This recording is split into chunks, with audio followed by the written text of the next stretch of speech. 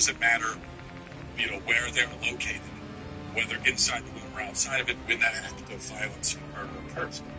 So, just to elaborate on that, I would like to propose one of two things, okay? And I know that neither of these things will actually happen, but I'm just trying to make a point here. I propose that, and here's my preference. Here's one option. One option is that all abortionists are locked in a cage, that they're all sent to prison. I think that's the best option. Second option is that Gosnell is allowed to go free. Because I think they all should be treated the same. As a matter of honesty, really, as a matter of justice and honesty and forcing us as a society to confront what we're actually permitting and tolerating, we should treat all these people the same. Because they are all the same. They are the same. When it comes to abortion, there are only two intellectually honest positions that you can have, okay? One is, and this is the intellectually honest and also morally correct position, and that is you can be totally opposed to abortion in every situation, no matter the circumstances, period. That's one option. That's intellectually consistent and also morally correct. The second option is you could be totally in favor of abortion through all stages up to birth and even then at least maybe 2 years beyond birth. That is intellectually consistent. It's morally depraved, but it's intellectually consistent. Like Peter Singer. Yeah, I think that Peter Singer has the right idea here. Peter Singer's a prominent atheist philosopher, and he said that he has said multiple times that he thinks abortion should extend beyond birth, and he gives a very logical reason. He says that there is really no substantive difference between a newborn and a quote-unquote fetus. So whatever argument justifies the killing of a quote-unquote fetus can also be applied to newborn children. I mean, think about it. There are only two arguments that can really be used to justify pre-birth abortion. They're both bad arguments, but there are only two arguments. One is that a mother should be forced to carry a child, and second, the second argument is that an unborn child is not the same as a born child. Well, on the first point, a newborn child is just as dependent physically on his mother as he was in the womb. He needs constant attention. He needs constant physical contact. Newborn children, it's not just like the child emerges from the womb and then he's a self-sustaining human that can take care of him. No, he needs constant attention. He needs physical contact. If a newborn child does not have physical contact with his mother or with someone, he could die. So, and in fact, a newborn child makes round-the-clock demands on his mother. He is quite a bit more demanding outside of the womb than he was inside. And anyone who has ever had a newborn child knows this. Where the child makes a constant demand on your body, on your time, on your money, on your attention, on everything. Your entire life now revolves around this child. As it stands, we require a mother by law to care for her child or else make arrangements for someone else to do it. But if she can't find someone else and she's struggling to care for her child, we absolutely do not allow her to kill her child. Now, this to me seems completely inconsistent with the autonomy arguments that we use to justify pre-birth abortion. If we are saying to a mother with a newborn child that your supposed violated heroes, while you may have them, they do not give you the right to kill a person. And even though you have those rights, because you are the mother of the child, you have a moral and legal obligation to care for that child, or else find someone who will. You cannot kill the child.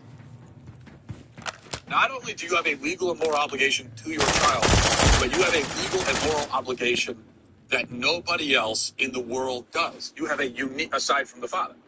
Final minute. If he's in the picture, which he should be. So as a parent, you have a unique obligation legally to that child. That's what we say to the mother immediately after birth. That's what we say to the mother.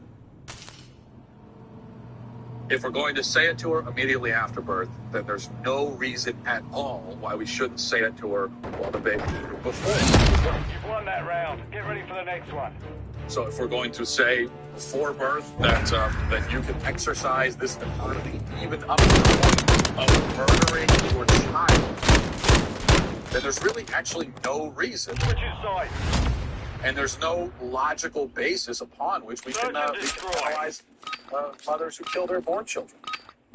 Set up security around the objective. That logic applies to both. Now, the second point, you say, well, the unborn baby is not the same as a born one. Well, in what way is that? In terms of physical development, if that's what you're hinging this on, well, then at the most you could possibly support is first trimester abortion. If you support abortion based on physical development, then the most you could possibly get away with is first trimester abortion, because a baby midway through the second trimester can survive outside the womb. He has all of his organs, his limbs, his heart, his brain, his eyes, everything. He has all the same parts as a born baby. And if you can abort him anyway, then why can't you abort Search and destroy. And in fact, even babies in the first trimester, yes, they don't have all of the physical development yet, but babies who are born also aren't fully physically developed either. They can't walk, they can't talk, they don't have hardly any fine motor skills at all, and so on. So no matter how you look at it, this applies to both. That's our field upgrade. And then there's the other measure, consciousness. And this is what Peter Singer points to.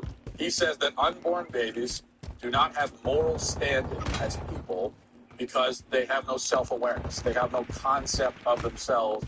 They don't know what's going on. Of course, there's no way for us to really be sure of that. We only assume it because we have no memories from the womb. And so we assume that if you aren't forming and collecting memories, then you must not really be conscious. So Singer, he takes that standard, and it's a horrific standard, a terrible thing, but he applies it equally. And he says that, well, a newborn infant also isn't very conscious, probably has less consciousness than a monkey or a pig. Same for people in a coma, same for people who are very old and very sick in nursing homes, same for some who are mentally disabled. People in all of these categories also, we could argue, some of them don't have much consciousness, although we don't know how much they actually do have. So Peter Singer said, they call it. Now, again, that's horrific, that's morally deranged, but it's logically consistent. What you can't do, logically, is apply that standard or any of these standards arbitrarily to the unborn as if they're unique in all of these ways, because they aren't. The unborn children belong to a certain category of existence, and it is a rather crowded category. That is, the category is defenseless, wholly dependent, limited in mental and physical capacity humans. That's the category they belong to. You've secured the device. And it is on that basis that they are defenseless, wholly dependent, limited in mental and physical capacity. That's the basis upon which we justify abortion. Except that, as I said, that is a category that includes a lot of other people aside from just the unborn. So it is morally abominable to advocate for killing all of the people in this category. But it's morally abominable and logically inconsistent to advocate for killing only one of the subgroups within that larger group. So the point is, God's now expanded his reach a little bit, okay? He Device in place. took Countdown the started. abortion philosophy, he took the abortion rationale, and he simply applied it to newborn kids. So morally, he's not any different than any other Enemy abortion. movement. And morally, what he did is not any different. It's just a form of abortion, that's all. Intellectually, he's actually more honest and more consistent than your average abortion or your average abortionist or your average pro-abortion person. So we have to decide.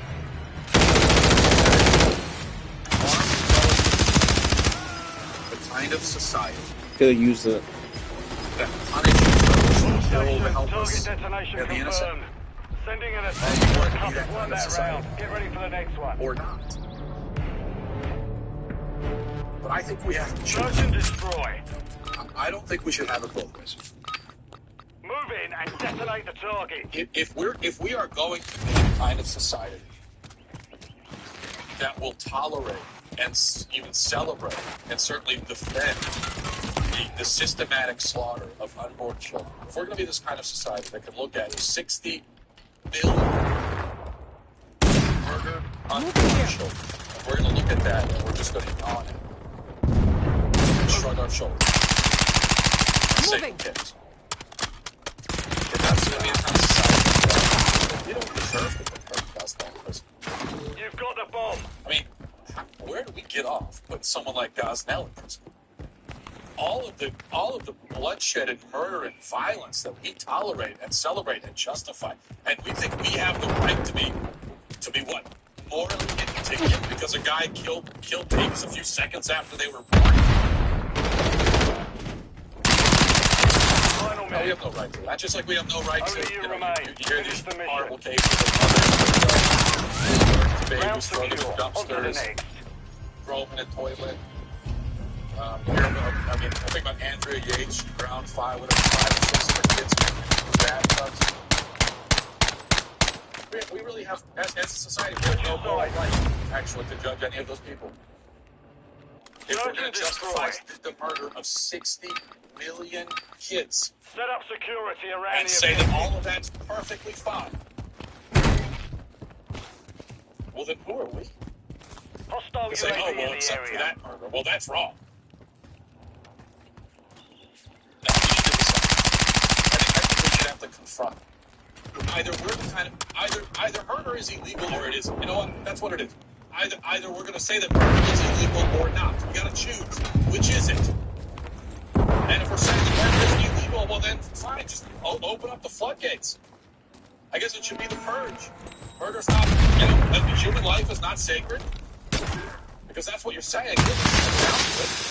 If abortion is legal and fine and morally acceptable, then human life is not sacred. Human life doesn't mean anything. So, let God's hell out of this. Put all the murders down. 1 minute remaining. Put them all in. Let's choose. What kind of society do we want to be? I think that people who support abortion, they know at some level that their position is morally atrocious.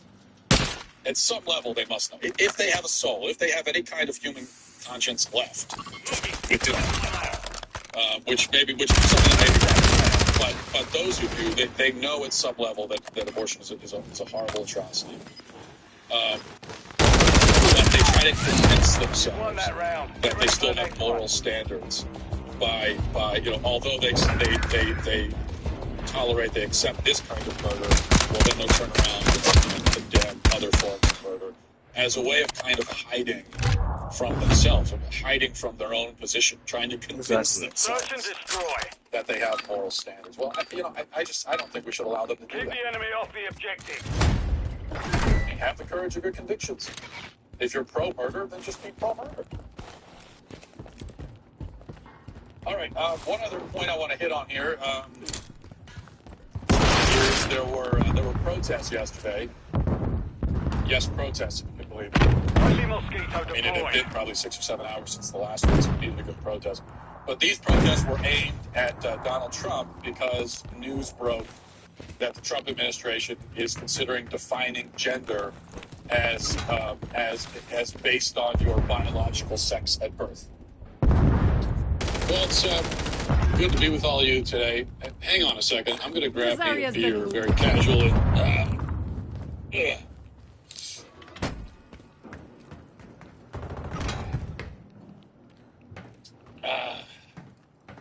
Say, did y'all happen to catch that big sporting match over the weekend? I tell you what, when the star player got that score at the end of the game, I just about went crazy. I jumped up and I started slapping hands with all of my ethnically diverse friends, and we all said, "Yes, go sports!" And it was just anyway. I'm just shooting the breeze. I guess I confess I'm a bit jazzed today by that Elizabeth Warren video. I don't know if you saw it, but Elizabeth Warren is trying to be relatable to the common man, you know. And so she did an Insta-chat video where she stopped at the beginning of the video to drink a beer. And, you know, she made sure to film herself so that everyone would see that Elizabeth Warren drinks beer.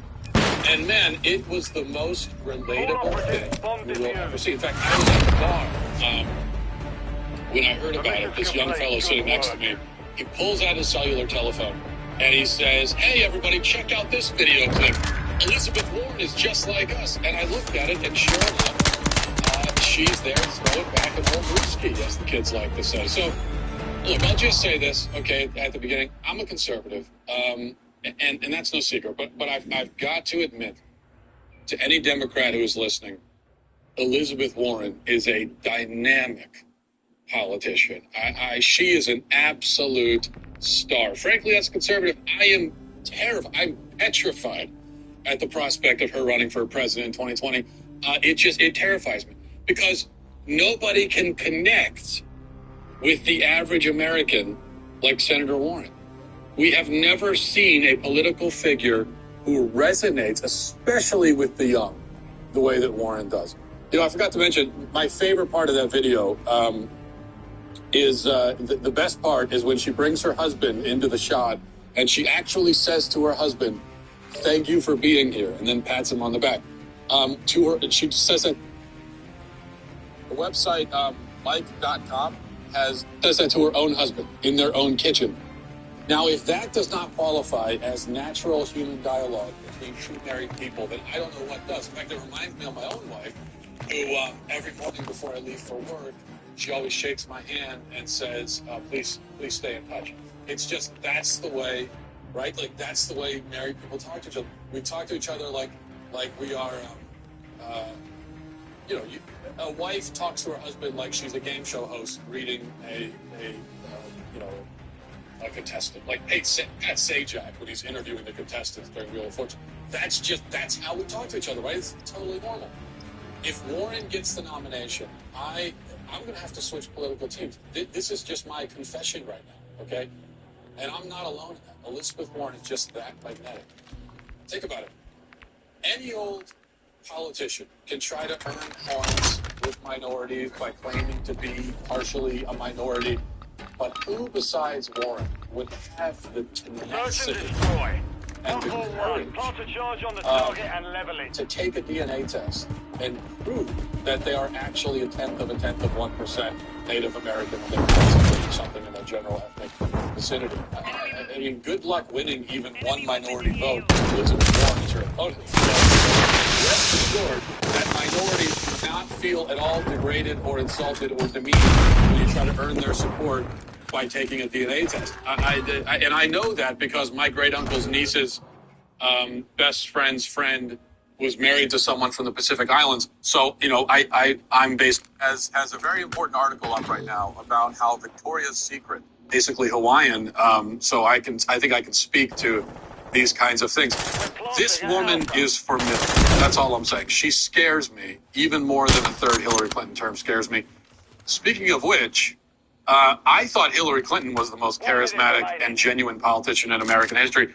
But then along comes Elizabeth Warren, and it's, look, please, Democrats, don't nominate her, okay? And definitely don't put Warren and Clinton on a ticket together, because then, well, this is a huge blow to the Republican. You'll win all the votes, and you're not going to leave any votes for anyone else, and it's just not fair. So have mercy on us, okay? And please don't nominate Cory Booker either, or Bernie Sanders, the elderly white socialist who just bought his third house, a $600,000 vacation home. He could win 7 million votes easy. Speaking of which, I saw a video. I was in a live earlier today, and someone said, "Well, Trump made himself rich." But here's the difference, right? Here's the difference between Trump and all those, right? Those people are socialists, right? And they think the rich should distribute their wealth, and there shouldn't be any rich people. Yet they're here, right? Even if Trump was getting rich, he's not the one masquerading around that, oh, people should give away their money, there shouldn't be any billionaires. They're the ones that are doing that. So it seems very hypocritical. Because there's a lot of people do that. Crush us, and I think it should be a fair fight. So give us a chance. Be good sports about it. That's all I'm saying. Okay. Moving. I'll take off my sarcasm. Yes, I did just mime taking off an actual invisible sarcasm. But we'll just move past that. On a more serious note, the Daily Wire reports about this a few days ago. I don't know if you saw this report of the Daily Wire about an awful propaganda video that was released late or encouraged to go. Series, all this language that pro-abortion people use, no matter who they're talking to. When they're talking to adults, they use this same kind of language. So it's not like she toned it down for kids. This is just how they talk about it. Prevent the creation of new life. It destroys life that has already been created. There is, I think, a very, that might seem, as I'm going to read it verbatim. She says, I wouldn't really say that I was being reckless. Mistakes happen, and sometimes you just don't do that in the moment. You know what I mean? And the boy says, I don't know. Which is the most apt response he could have possibly come up with. But here's the most revealing part of the segment. She attempts to compare abortion to a more legitimate kind of medical procedure, and this is what she says. She says it was like a crappy dentist appointment or something. It was just like, this is like a body thing that's kind of uncomfortable. But then it was over, and I felt like really just grateful that I wasn't pregnant anymore. Let's leave aside the fact that this video features an adult talking to children, yet somehow the latter group is by far the most eloquent and well-spoken. We'll leave that aside. The interesting thing is that she wants the kids and the rest of society to see abortion as nothing more than a crappy dentist appointment, is how she puts it. Yet, you'll notice something. She created a Shout Your Abortion campaign. She did not create a Shout Your Dental Procedure campaign. And I don't know this for a fact, but I'm guessing that she's never filmed herself explaining root canals to 12-year-olds. So abortion is like a dentist appointment, she claims, but she only goes around frantically trying to justify abortions and not dentist appointments. Why is that? Well, I think the simplest explanation is probably the right one. Feminists brag about their abortions and not their dental procedures because abortion is, and they know it, nothing at all like a dental procedure. They know it. For all their rhetoric, for all the euphemistic language, the papering over, the obfuscation, they know deep down that abortion is different. It is a different kind of thing. Abortion is serious. It is violent. It's dirty. It's shameful. They all know this. It doesn't really need to be explained to them. That's why they're constantly trying to explain the opposite, because they know the truth. And when they go around shouting their abortion to us or to kids, they're really shouting their abortions to themselves. That's the point of the Shout Your Abortion movement. So if you were to watch this video, you could, in your mind, replace those children with mirrors. And I think you'd get a better idea of the psychology that's at play here. She is talking to herself. And these kids are just props. They're sounding boards, and they're meant to just sit there silently so that this woman can bounce her own thoughts back to herself. On to the next. And that's why you'll find that pro-abortion leftists, they like to use kids for these kinds of things. Number one, because kids are malleable, they're trying to brainwash them. But also because kids generally are just going to sit there and listen to whatever you're saying and accept it. And they don't want to be challenged. That's what they want. They just want a silent human to sit there and listen to them talk to themselves. But as she's trying to convince herself, you notice that she's not convincing herself. She isn't fooling herself. And she isn't fooling us. And she's barely even fooling the kids. That's how pathetic this all really is. So I think there's a generally reliable rule here, okay? The rule is that if you are offering unsolicited justifications for a personal choice to people who did not ask for those justifications, that means that you are very far from comfortable with that choice. If you're going around explaining to everyone why you did a certain thing, that means that you feel guilty or uncomfortable with having done that thing. I mean, think about it in your own life. Even if you've never gotten an abortion, hopefully, any time that you've done something or made a choice and then you feel the need to bring it up to people and kind of like talk through your own reasoning for doing the thing, anytime you've done this, because you know you're not actually comfortable with the choice that you made. And you're talking to yourself, and you're also hoping that they will agree with you to make you feel, to reinforce you and your rationalizations. We lost that round. Prepare for the next This is why, by the way, this is why feminists are always going around explaining, justifying their abortions. But you don't find parents going around justifying their decision to have kids. Have you noticed that? Now, parents will talk about parenting. Parents will complain about parenting, or they might proclaim the joys of parenting. But they aren't going to constantly defend the fact that they had kids in the first place. And that's because they know it was the right choice. They don't need to convince themselves. They don't need to convince you.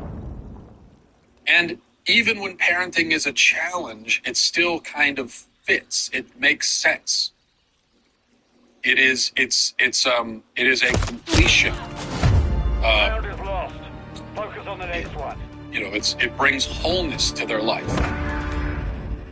And so that makes the rightness of their decision to have kids, that makes it self-evident, so they don't need to explain it. Except in very rare cases. Parents don't live in regret because of having kids. And thus, they don't feel the need to justify the fact that they have kids to anyone. Now, the opposite is true of abortion. And that, by the way, I think is one of the central truths about abortion that needs to be communicated to women. That abortion is, like suicide, a permanent solution to a temporary problem. So a woman who, decides to have an abortion, or a woman who's pregnant, she might feel overwhelmed, scared, anxiety-ridden about having a child. She might feel like it's going to interfere with her life. But the chances are very high that when she actually has the child, she will very, very quickly start to feel differently about the situation. It's still going to be challenging to be a parent. There's no question about that. But very quickly she'll find that whereas before she was unable to imagine life with a child, now she's unable to imagine life without her child. And here's the thing about it. Search and destroy. If a woman decides to have a child, and it is one of those rare cases where she finds that it's not working. She finds that she can't care for the child, or whatever the case may be. Then there's always adoption. That option is still available. But if you choose death, if you choose abortion, you choose death, then you're stuck with that choice forever. No matter the regret that you might feel afterwards. That is a permanent choice. It is a choice that cannot be undone. It's a choice that offers no additional roads. It's a dead end. It's a literal dead end. You make that choice, and that's it. Whereas if you choose life, then there are many different choices that spring from that choice. As a parent, you can go in many different directions. You can raise your child in many different ways. You can make many different kinds of choices for your family. Or there are some parents who do end up putting their kids up for adoption. So that also is a choice that you can make. So all these choices are still there. There is this whole tree of choices, all these different branches sprouting. Search and destroy. Whereas with abortion, it is just you chop the tree down and you burn it, and that's it. Detonate the target. And that's why abortion leaves you feeling incomplete, empty, disjointed. It just doesn't feel right. It becomes this thing that you constantly need to explain to yourself. Moving to my mark. Which is why when you're listening to one of these abortion advocates, you can really remove all the exclamation points from their declarative sentences and replace them with question marks. And I think then you get a better idea. So when this woman or someone else is shouting, abortion is good, abortion is right, I'm happy about my abortion, what they really mean is, abortion is good, abortion is right, I'm happy about my abortion. Failed. Return to base. And then, look at party guys, and replace them with question. Horror. What a horrible thing, right?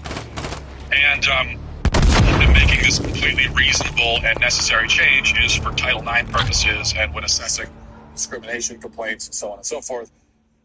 So what the administration wants to say is, well, you're male or female, those are the two categories, and that's determined anatomically, biologically. That's the change that the Trump administration wants to make. But the left, which has... So I want to say something at the top here. I was watching another documentary about flat earthers last night. The second one that I've seen, because I find these...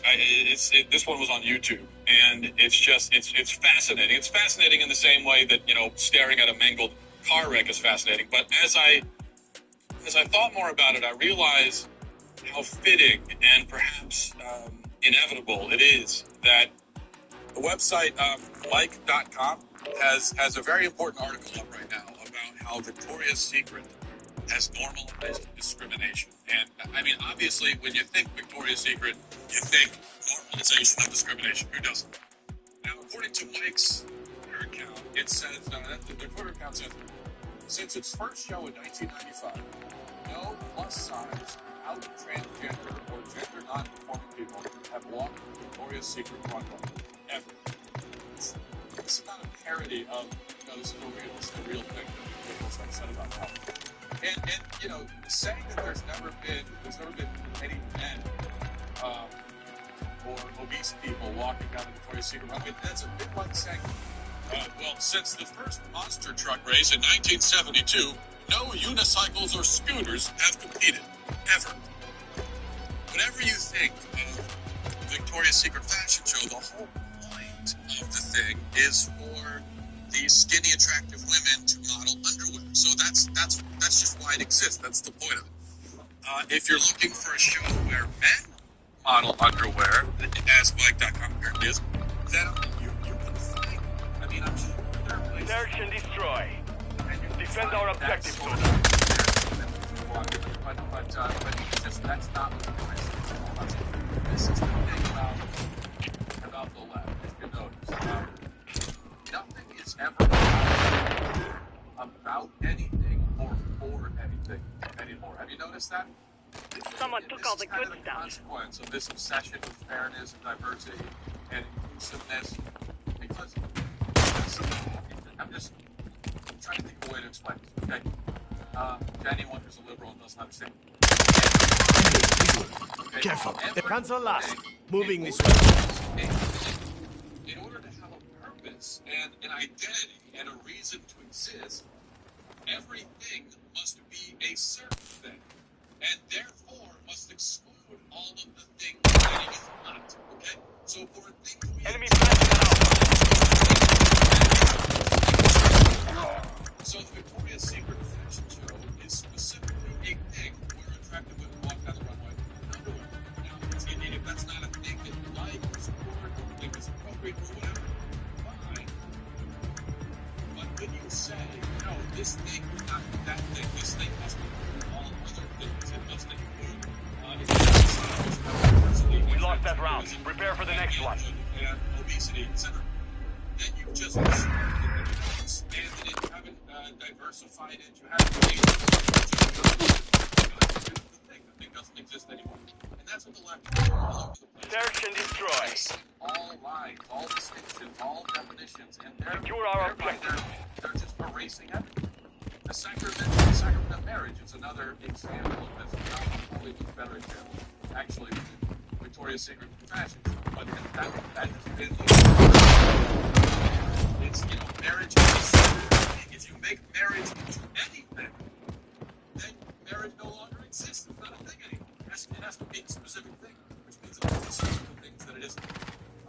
And it's just liberals. Not that I'm trying to do all comparison between the Victoria's Secret fashion show and marriage. I'm just saying there are so many of the left looking at a particular thing and saying, well, no, that's not right. It's all the things that it isn't. Which it has to.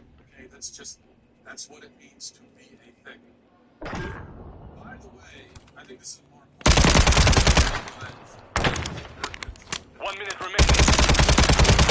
Hopefully it did, but it was yesterday was Thank You Birth Control Day. It was a day for The round is lost. Focus on the next one.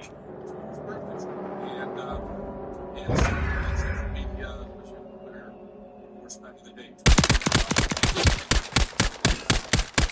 how much they need it, how much it has limited. Switching sides.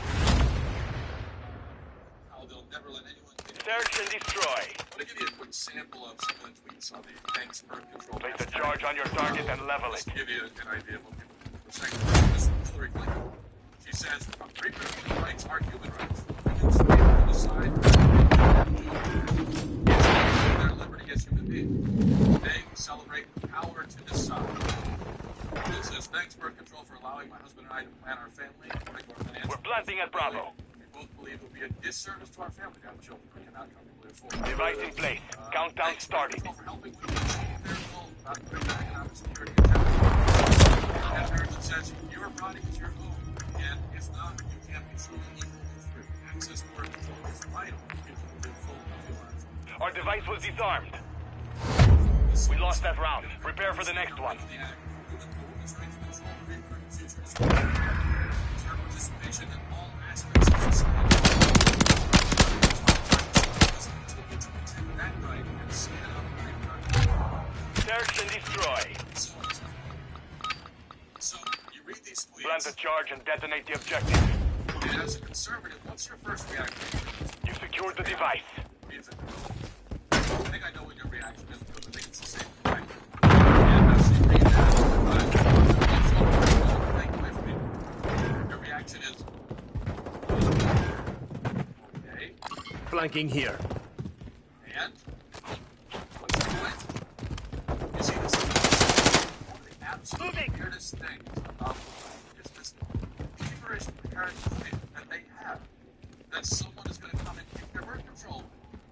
They've been screaming for years that bad men are coming to steal their birth control, even though no one is suggesting that.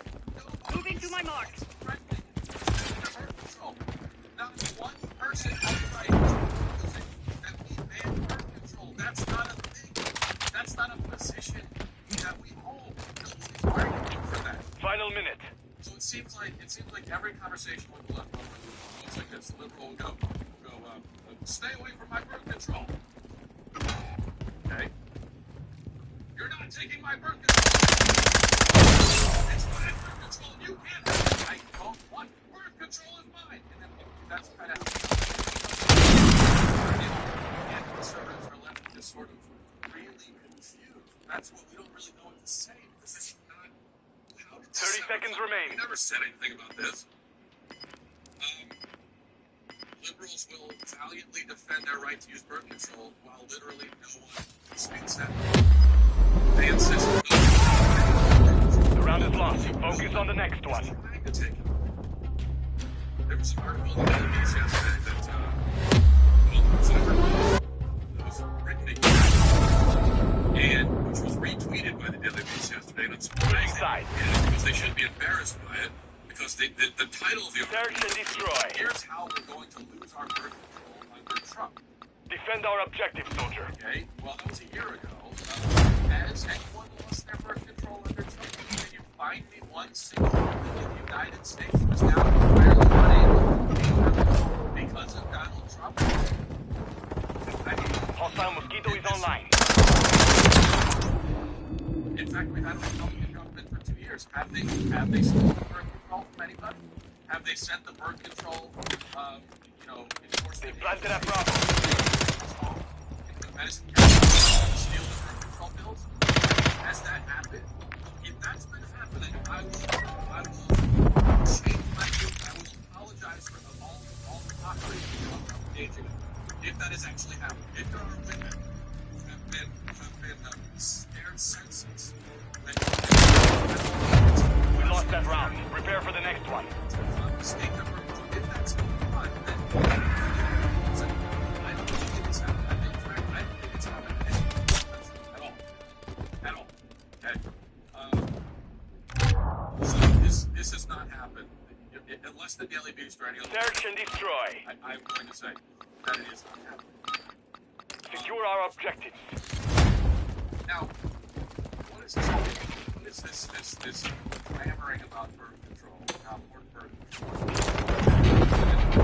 Hostiles deployed a mosquito. Well, it's about a couple. You realize, first of all, that when they say that conservatives want to ban or get rid of or take away the birth control, what they really mean is that conservatives don't want to pay for their birth control. This is a conflation that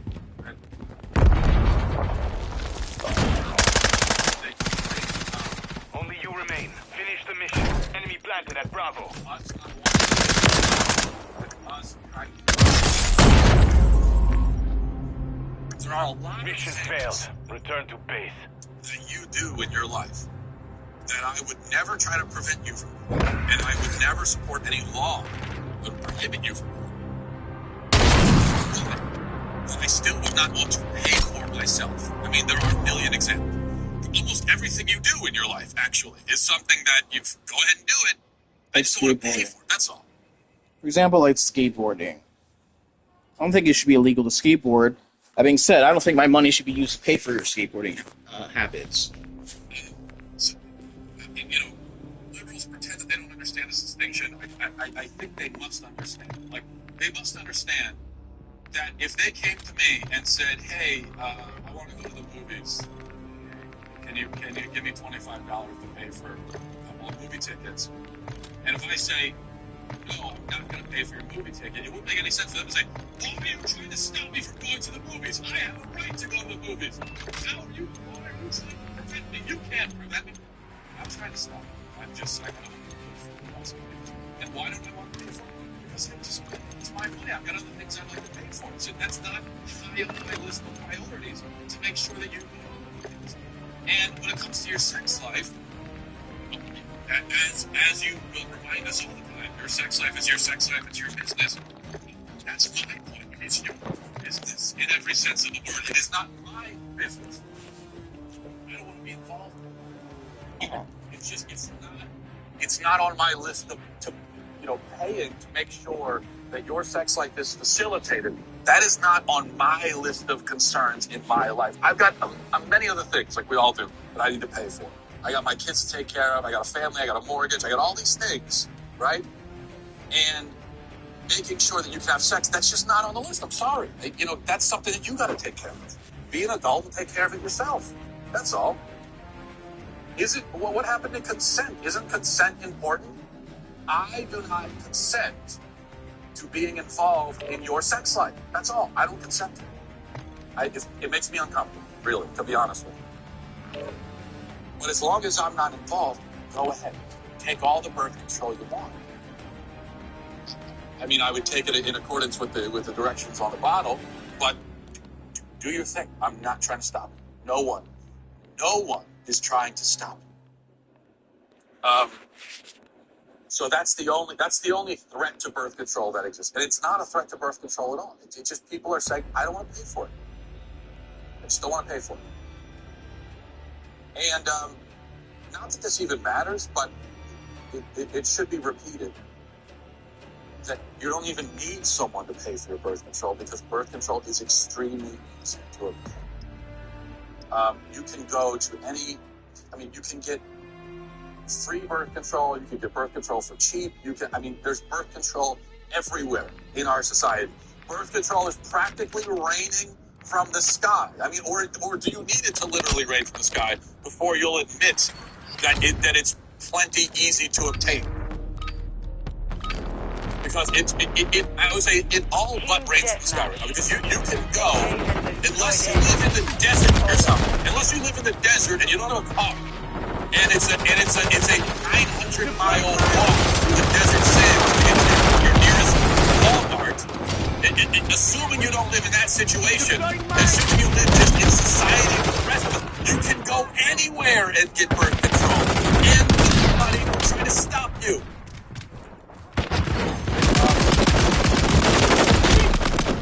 People on the left often make fun of conservatives, claiming that we're always for our guns and insisting that nobody will take our guns away, even though they say nobody's threatening to take our guns away. Except that in that case, we actually want to ban guns and restrict guns and confiscate guns and prevent people from buying guns and so on. So that is most certainly a position that is held by many people on the left. There's no denying it, right? Meanwhile, nobody on the right holds the position that birth control. Nobody holds it. You would have to go back many years to get to the time where banning birth control was a proposal supported by any significant number of people. But that has not been the case for very long. So what is this about? Well, we know it's, as I said, partly about the inflation of I have a right to it, therefore I have a right for you to pay for it. So there's that going on. But the other part of it is it's